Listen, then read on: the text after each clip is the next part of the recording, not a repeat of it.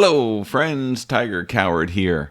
We are one day from the Tail of the Dragon, so please join us on this penultimate day that I've named Dragon's Tail Eve. Today we go higher, twistier, colder. Hey, isn't that the Adventure Motorcycle Olympic motto?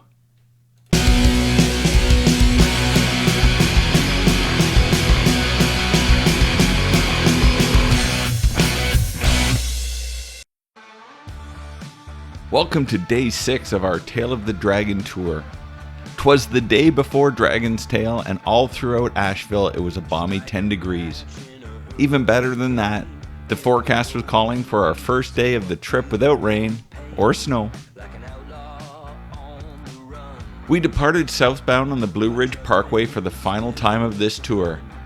Despite the sunshine, as we ascended the first mountain, the temperature dropped dramatically.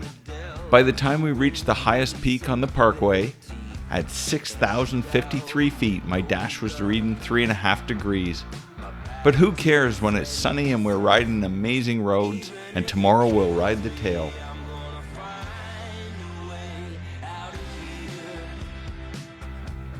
Over the past 2 days I've worked out the cause of the ignition problems on the Tiger. Occasionally I noticed there was a warning light regarding the key fob. I had changed the battery when the bike wouldn't start, so I knew that wasn't the problem. Then I read on Triumph forums that their wireless ignition could be interfered with by tank bags with charging rings. I knew I had my solution. Just before this vacation I installed a quad-lock wireless charger. I disconnected the charger and everything was fine. Problem solved. And now my son Rory is getting a quad-lock self-charging unit as a gift. Despair, this burden weighs a ton, and I ain't no prodigal son. Even if it kills me, I'm gonna find a way out of here. Even if it kills me, and my faith is turning into fear. Even if it kills me, kills me.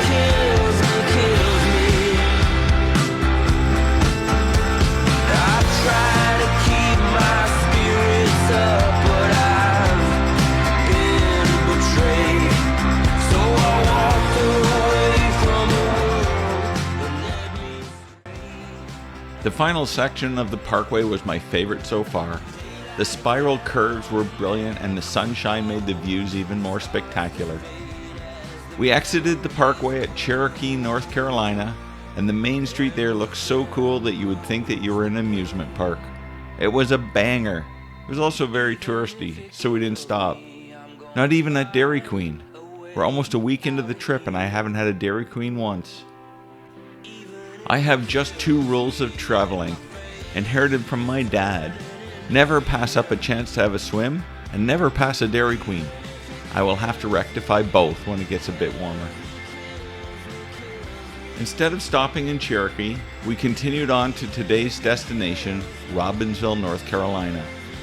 In Robbinsville, we had lunch at the world-famous Lynn's Place restaurant. It was nice, but I'm sure that it's world-famous because this wee little town attracts worldwide visitors because of its proximity to the Tail of the Dragon. Nonetheless, our Dragon's Tail Eve lunch was very good and I do recommend eating at Lynn's. There are lots of motorcycles around the diner and in town. In the restaurant, we met a couple BMW riders in Robbinsville for a BMW rally. Robbinsville is a great place to spend Dragon's Tail Eve. If you can't tell, I'm really starting to get excited about our ride tomorrow. Just outside of town is the Simple Life campground, where we're staying for the evening. What a cool place this is. The campground is built on a steep hill with leveled camping sites and little cabins all the way up the hill. We're less than 5 miles from the Tail of the Dragon and the campground is more than motorcycle friendly. It's specifically designed for motorcycles.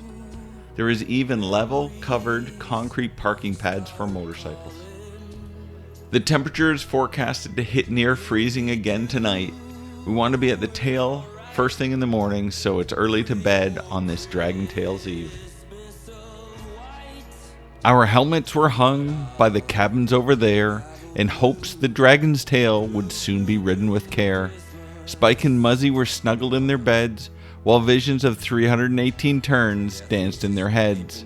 And Tiger in his tent, sleeping in his cap, had just settled down with dreams of Deal's Gap. When out on the road there arose such a clatter, Tiger sprang from his tent to see what was the matter. Away through his rainfly, Spike said, "Shut up and go to sleep. You're 56 years old. This isn't Christmas. Geez, man, calm down. Tabernac." Never mind, it was probably just a noisy old Harley. I love you all, even the Harleys. And to all a good night from the Smokies.